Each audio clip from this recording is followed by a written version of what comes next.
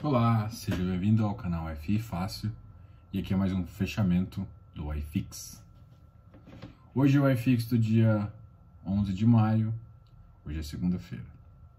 Antes de mais nada, se inscreva no canal, dá um like no vídeo, ativa o sininho para você receber todos os vídeos. Desde já eu agradeço, assista o vídeo sempre até o final, ok? Bom, vamos começar com o iFix. A gente sempre analisa as cestas de ativos que eu avalio. Não é todos do iFix e tem alguns que não estão no iFix, eu avalio aqui também. E começando, a gente sempre começa com a cesta de ativos negativos, depois a gente vai para a cesta de ativos positivos. Hoje a cesta de ativos negativos foi com a Hectare, teve a maior baixa.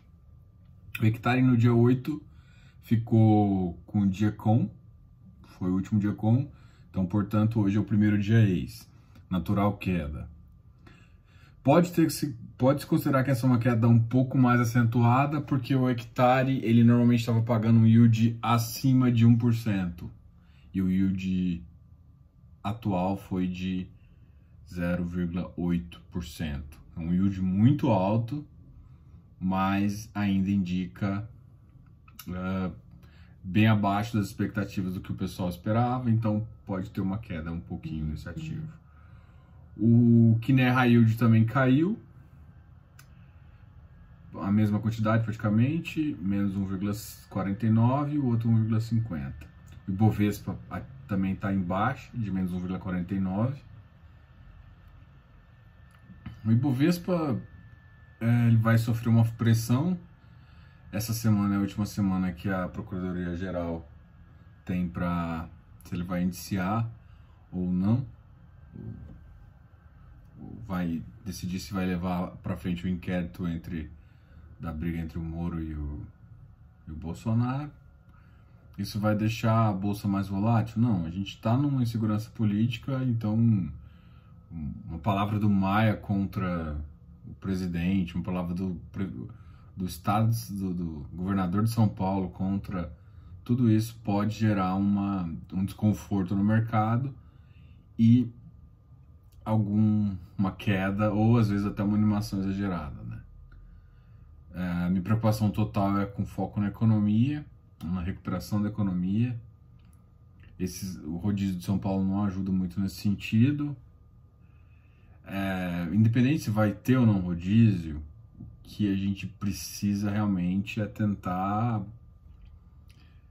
fazer um discurso único, né? Isso é até importante, nem falando para o gringo, mas para a gente mesmo que seja discutido, então tem que discutir para a gente conseguir ter um discurso único.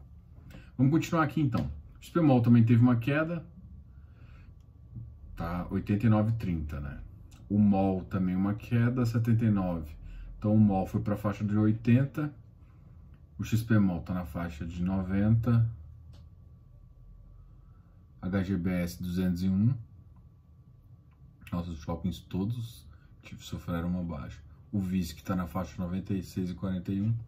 Pessoal, VISC, eu na sexta-feira ou no sábado lancei um comentário do relatório. Eles lançaram o relatório na sexta-feira, eu acho que na sexta-feira ou no sábado eu lancei um comentário sobre o relatório. Então tem partes do que o relatório falou e alguns comentários que eu faço, tá? Aqui mesmo, daqui a pouco eu vou comentar mais sobre esse post que eu fiz no site do canal. Pessoal, vocês gostaram do vídeo? Eu fiz um vídeo sobre como montar uma carteira de FI na prática. O vídeo ficou bem legal e eu gostaria que você visse. E além disso, eu dou de prêmio para quem vê o e-book e mais uma planilha. Legal, né? Bom, continuando aqui. Deixa eu só comparar com o HSML. Por algum motivo ele não está.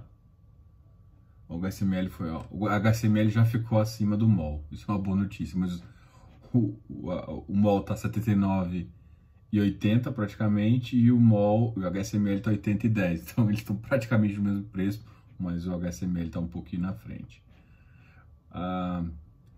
O XPMOL está um pouco pior, está na faixa de 90, o VISC está na faixa de 96. Eu acho que essa diferença está muito grande ainda. Então dá um favor para você, dá um favor pro XPMOL, na verdade. O VISC soltou, quando a gente comentar o relatório, vocês vão entender por que o VISC eu fiquei bem animado com o relatório e também com a decisão deles de rever a aquisição do FI e PSPB. Eu tinha achado uma boa aquisição bem no começo, mas no momento que caiu os preços de todos os shoppings, eu deixei de achar, entrei em contato com... Eu fiz até um vídeo aqui, já falei várias vezes, entrei em contato justamente com a gestora, comunicando essa decisão. Eles falaram que a gente ia poder voltar de novo. Eu insisti, falando, olha, não faz sentido tentar manter isso. Não, a gente vai manter e tal. E aí eles que acabaram, talvez, eles não podem abrir até terminar a negociação, né? Mesmo o canal de RI, ele não pode abrir toda a negociação, eles têm um segredo e quando eles forem fazer isso, eles têm que fazer de forma uniforme. Eles não podem simplesmente me comunicar ou comunicar qualquer pessoa que questiona o RI, tá? Então, assim, dúvidas referente, só explicando como é que funciona o RI para você não ter dúvida. Se você simplesmente chegar para ele e falar assim, eu quero saber por que você tomou uma... Se for uma coisa passada, por que você tomou uma posição disso ou disso? Ele pode querer justificar mercado, alguma coisa assim, ele pode fazer isso ou não, porque já foi passado. Qualquer coisa que é uma decisão futura, por exemplo, essa decisão dele, ele está em negociação ou não com o ativo, e você perguntar, olha, não faz sentido, não vamos fazer, ele não pode virar para você e falar assim, olha, eu estou mudando a minha ideia. Ele não pode falar isso. Por quê? Porque isso é uma decisão futura. Futuro impacta preço e ele não pode passar essa decisão para um cotista. Ele tem que avisar sempre ao mercado. Então, se você questionar passado, se você questionar DRE, balanço, qualquer dado passado, o RI vai te responder. Se você questionar um dado em negociação, ele vai ser... você pode forçar, você pode tentar chamar uma assembleia, se tiver 10%, tem várias questões aí. Se está com dúvida, é a instrução CVM 472. Decisão futura e presente, ele não pode falar. Não é nem questão dele. Então todos os shoppings tiveram uma queda, estão realmente numa faixa bem mais baixa. Inclusive o HGBS, o Habitat caiu também. O Habitat caiu para 93. Visto que eu já comentei, tá ok. Teve alguns ativos que ficaram neutros e agora vamos para a cesta de ativos que ficaram positivas. O iFix ficou em 2.588 pontos, com uma alta de 0,21%. A maioria da minha cesta de ativos que eu analiso ficou positiva. O Iridium está na faixa de 101, numa situação onde o mercado está estável. Se acontecer qualquer nova queda grande, de ajuste de fluxo, principalmente, aí a gente tem uma brincadeira grande aí de uns 7% aí para cair com todos os ativos, tá? Não tô falando especificamente do Iridium. Banesh Scree 104. Olha, ele tá legal aqui, hein? Tá legal, 104,20. VRTA 110. HGFF na faixa de 90, MXRF 10, HGRS 147, 142,77, Safra 98, Safra também é um que se lembra, 98, 100, 101, 102, ele volta para 98, tá nessa brincadeira aí. Então quando ele tá oscilando assim, ele chegou a uma faixa, né? Então tenta comprar próximo dessa faixa mais baixa, se você tiver interesse de comprar.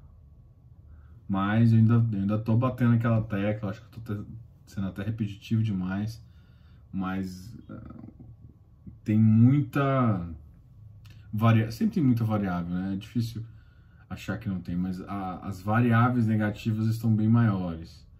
E essa insegurança política aí tá me deixando muito, muito preocupado. Vamos para os 3 melhores. Eu vou falar também de um melhor que eu gostei aqui do preço dele. O FOF. O HFOF. Na verdade, o HFOF é o quinto aqui para mim. ele atingiu 101. Cara, o HFOF eu acabei de lançar, acabei mesmo. Você vai lá no meu site e vai entrar e vai ver o relatório que eu fiz um comentário sobre o HFOF. Então tem um relatório gerencial, eu peguei e fiz um comentário mostrando as partes positivas e negativas dele e, na minha opinião, ele é um ótimo ativo e tá tendo um excelente desempenho. Ah, como é que você tá avaliando o desempenho dele?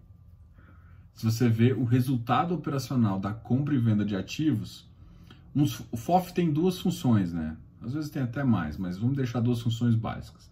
Uma é alocar em ativos para ganhar rendimento e uma outra é uma gestão ativa, uma compra e venda de ativos. Em relação ao rendimento, ele teve um ganho de 8 milhões de rendimento e 12 milhões em vendas ativas, em compra e venda. Ou seja, ele teve 1,5 vezes a mais de receita proveniente justamente dessa gestão ativa. Então, eles realmente estão bem. Eles tiveram sorte, porque eles fizeram a negociação do TBOF antes, e ela foi toda executada antes, foi tudo realizado, e agora veio a primeira parcela, no meio da crise. Ou seja, ele vendeu um ativo antes de cair, provavelmente, se você for avaliar o TBOF agora, ele vale menos do que foi avaliado. Ele vendeu um ativo mais caro e tá com um preço, e tá líquido, pelo menos recebeu 49% em liquidez da primeira parcela, líquido para comprar novos ativos. Então foi o melhor jogado. Só que eles tiveram competência, a Ed teve competência nessa sorte virar realmente uma oportunidade e fazer dinheiro com isso e entregar para o cotista. A KNCR teve uma alta de 1,72, XPlog 117, 2,27, caramba, o XPlog tá com uma carteira boa e tá refletindo aqui. Cara, aguarda.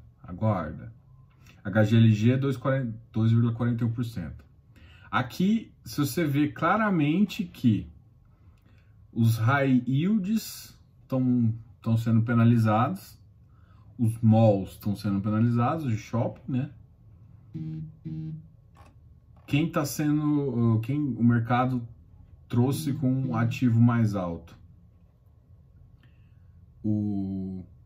Os high grades, KNCR e HGCR. O HGCR teve uma alta de 2,99%. Puta, é foda isso. O MXRF também tá alta, por exemplo. E o HGLG e o XPlog, que são ativos de logístico. Eu vi que o Alianza também teve... Não, o Alianza ficou neutro, mas os ativos de logístico começaram a se destacar. Eu acho que o XPIN foi um que caiu hoje, mas o XPIN ele tem uma parte industrial. E se você lembra das recomendações que eu tenho feito, vê nos logísticos e evitem os industriais, tá ok? Bom, pessoal, esse foi o iFix de hoje. E agora tem duas notícias para a gente conversar sobre os relatórios do VISC e do HFOF. O VISC eu já tinha batido na tecla inúmeras vezes que ele era um ativo que eu gostava, na verdade que eu gostava não, que eu gosto, só que ele era um ativo que tava com ele demorou a definir para o cotista que ele iria renegociar um novo preço, um novo cap rate. Falou assim, olha, eu vou fazer, mas com um novo cap rate. Ele não deixou claro isso para o cotista, e ele também não tinha deixado claro como que seria essa negociação, porque ele tá nas duas pontas. É esse o problema dele. Se ele fosse um outro ativo de uma outra pessoa, de um outro fundo terceiro, era mais transparente, mas ele estava nas duas pontas. Ele é administrador também desse fundo. Só que eles simplesmente falaram que agora não vão mais. Então isso já traz uma certa tranquilidade. O VISC tem caixa, pode alocar em ativos que estão em baixa, com um preço muito mais interessante. Ele pode alocar em ativos de shopping, e quando tiver em alta, vender os ativos de shopping de fundos imobiliários e comprar o ativo real, ou renegociar a porcentagem. Então ele tem um monte de opção agora para ser feita, porque muita gente provavelmente vai precisar de liquidez. Então vai gerar uma grande oportunidade e ele pode simplesmente esperar o caixa para também ver uma situação melhor. Então ele saindo dessa negociação, ele fica, na minha opinião, ele não corrói a imagem, vamos dizer assim, de algum conflito de interesse para manter um ganho possível para a própria gestora. Ele tira isso, foca só no VISC, que é um excelente ativo e com caixa. Então, se você for olhar o patrimônio líquido do fundo é da casa dos R$121 por cota, né? E o valor do mercado, quando eu tinha analisado aqui, estava 96. E aqui hoje, só lembrando aqui o que a gente falou hoje, o VISC tá 96 também. Então não mudou muito. Então, a grande questão é, ele é um bom ativo, uma perspectiva futura boa em termos de VP. Qual que é a questão? Ele não está deixando de pagar dividendo. Isso é bom, apesar do dividendo dele estar ridículo, tá praticamente um dividendo mínimo ali de 0,3, mas isso é bom, viu, gente? Isso é bom ele preservar o caixa, não bom para a gente que está recebendo menos, mas bom para ele preservar o caixa. E hoje o que é importante é manter a sanidade fiscal e financeira do fundo. Isso é importante. Ele também não tem obrigações de curto prazo. As obrigações de curto prazo dele são muito baixas e é muito fácil de pagar, né? Ele tem ativos e aplicações financeiras que conseguem liquidar isso, então ele não está nem com uma corda, não vai ter que renegociar nada. Ele já consegue liquidar qualquer posição que ele precisar. Ou seja, não tem dívida, tem caixa, tá com VP descontado, perdeu rendimento porque todos perderam e pode negociar bem futuras entradas. Então ele é um ativo interessante. Qual que é o problema? O preço. Por mais que, por exemplo, eu acabei de comparar ele com o XPMOL, para mim o spread entre os dois está muito alto. Então, se o spread está alto entre dois ativos muito próximos, vamos dizer assim, não faz tanto sentido em entrar um em detrimento do outro. Para mim o VISC ainda está numa casa um pouquinho acima, assim, mas não, essa faixa, esse spread entre os dois não faz muito sentido. Em termos de dado operacional, aqui que está a grande sacada, aqui que eu queria mostrar para vocês. Tem um dado que chama SSR, que é o dado do aluguel das lojas. E o SSR é aluguel mensal. SSS, vendas nas lojas. Esses dados operacionais, ele pegou só parte da crise. E aqui mostrou uma queda de 42%. Ou seja, os dados operacionais vão piorar muito. Mas o que eu quero te mostrar com isso? Esse aqui, shopping para mim, é o termômetro da economia, num sentido amplo da palavra. Então, o que eu quero que você tenha na cabeça e comece a olhar em todos os shoppings esses dados, em todos. Vai ter uma queda. Esse próximo mês agora,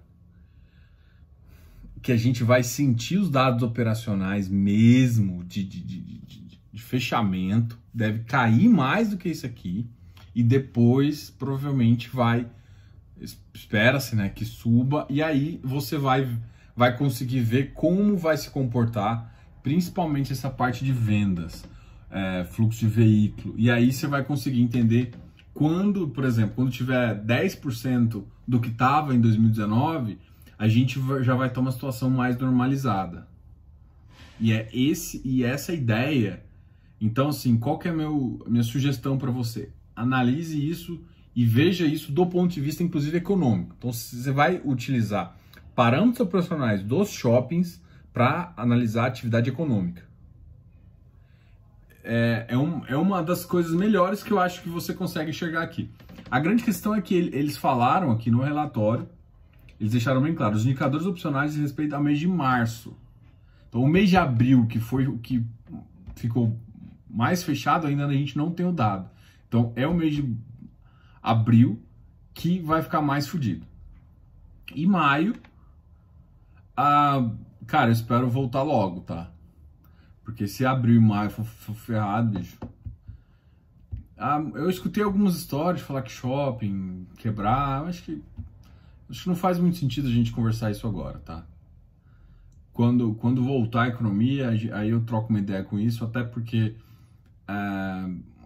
em termos de fundo, os fundos, esse pelo menos, e até o XPlog, até o XPMOL, que conseguiu negociar, tá bem, tá? Os 4 principais que eu falo, até o MOL e o HSML, não é uma preocupação do fundo quebrar, do fundo. E do shopping, em termos de ideia de shopping, eu ainda acredito muito na teoria, tá? Não acho que isso vai mudar recentemente, principalmente uma vez que as pessoas vão sair do lockdown, elas vão estar carentes por conexões, né? Vai mudar. O que a gente vai passar é sempre por transformações, e cada vez mais. Acho que eu filosofei um pouquinho aqui agora, mas valeu a pena. Então, bom, esse foi o relatório, mais ou menos um resumo do relatório do VISC. E aí, agora, às 6 horas, 6h09, eu lancei o relatório do HFOF. Então, o HFOF, eu fiz um comentário, assim, por exemplo, a VISC, a Ed eu gosto bastante. A VISC teve essa tentativa de compra do mesmo ativo ali, e demorar a dar uma posição, que foi meio... E o Ed tinha feito alguma coisa parecida na venda do TBOF. Ele tentou montar um fundo para poder comprar um fundo que na verdade não ia ser nem um 400, ia ser um 476. Tá na dúvida o que é. Você vai ver aqui no card e a gente continua agora.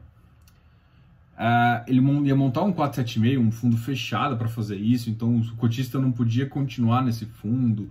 E aí, quando ele estava na ponta vendedora, porque o HFOF tinha HFOF, TFOF e os 3 fundos dele tinham a maior posição, então ele tinha um peso votar muito grande. Ou seja, ele conseguia definir a posição de venda e estava querendo montar uma estrutura para comprar.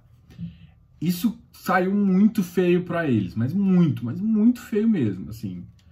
Independente de, assim, por mais que seja transparente, quem que vai definir o meio do caminho? Quem que vai definir o close? Se você é a parte vendedora e a compradora. Quem que você vai privilegiar? Não tem como. Uma negociação, ela só é ímpar porque os dois querem tirar e alguém fala assim, beleza, aqui eu conhecendo os meus números, eu estou satisfeito. E aí entra a contrapartida. Quando você consegue ver os dois lados, eu acho muito complicado. Então você está entregando mais valor para o 476, para que nem foi criado, ou você está querendo desfazer de um ativo por conta, sei lá, de uma crise. Então, nesse sentido, não foi uma boa dela. Mas, no geral, a análise da gestora, eu recomendo você ler. Porque eles fazem, por exemplo, eu fiz um resumo, né, do que eles escreveram. Eles falaram do movimento Flight Quality, onde o Brasil se ferra com isso, né? Vai todo mundo para os Estados Unidos e para a Europa e ainda privilegia muito mais os Estados Unidos. O Brasil está briga entre 3 poderes. O executivo não está conseguindo exercer um papel político realmente ideal ou minimamente esperado. Fala que as pessoas, os CPFs aumentaram, né, tanto em FI quanto em bolsa, mas isso para mim é um movimento, e eles também falaram mais ou menos, é muito mais pela magnitude da queda da bolsa mesmo, que todo mundo acha que é uma oportunidade, mas em contrapartida também você teve uma queda na Selic que ainda ajuda a impulsionar. E aí, aqui o resultado do TBOF que eu queria mostrar são 2.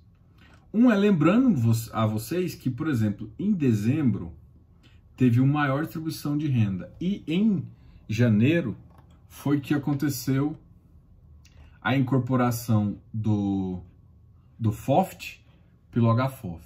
E agora a gente vai ter uma nova incorporação que vai ser definida, que já foi aprovada, mas que o valor patrimonial da correlação dos dois vai ser definida agora 30 de junho.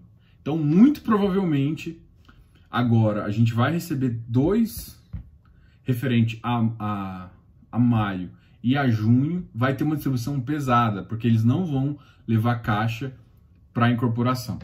Essa pelo menos é uma prática que eles têm feito, muito melhor, porque assim você não está privilegiando o outro cotista, você realmente distribui tudo antes de fazer a incorporação e avalia simplesmente o ativo patrimonial, entendeu? Agora, a Ed teve, eu vou dizer sorte, eu vou explicar o termo sorte, entre aspas. Ela conseguiu, independente do TBOF, mas o TBOF negociou, pagou o prêmio parcela. Então ela vendeu o TBOF com valor de alta, de 2019 de alta, para mim, foi um valor que eu considero, você lembra que eu considero outubro como referência? Ele vendeu com faixa de novembro, que para mim já tá num preço muito mais fora do normal. Não vendeu com overpricing, mas vendeu num preço alto e recebeu uma parcela agora na crise. Então você vendeu na alta e tá com dinheiro líquido para você comprar na baixa. E segunda parte é que eles tinham acabado de sair de uma emissão. Eles estavam com dinheiro e o mercado caiu. E isso é o que eu chamo de sorte, ou seja, eles tinham caixa para um fundo de gestão ativa. Quando você entra com caixa e o preço todo cai, e isso é a sorte. Agora entra a competência deles, que realmente eles fizeram um bom trabalho aqui, pelo menos é o que está mostrando aqui, dando um resultado muito bom em termos de ganho de capital. Muito bom mesmo. Foi, acho que o melhor resultado deles foi, foi o melhor resultado. Aqui está em torno por cota de 0,79 por cota na parte de gestão ativa, de vendas. Então, isso foi espetacular, tá? Ou seja, teve uma sorte ali, de uma capitalização e eles conseguiram utilizar isso em prol do cotista. É um ativo que eu gosto. Até hoje subiu bastante o preço, justamente por conta desses resultados. Gosto de lembrar que sempre dá incorporação.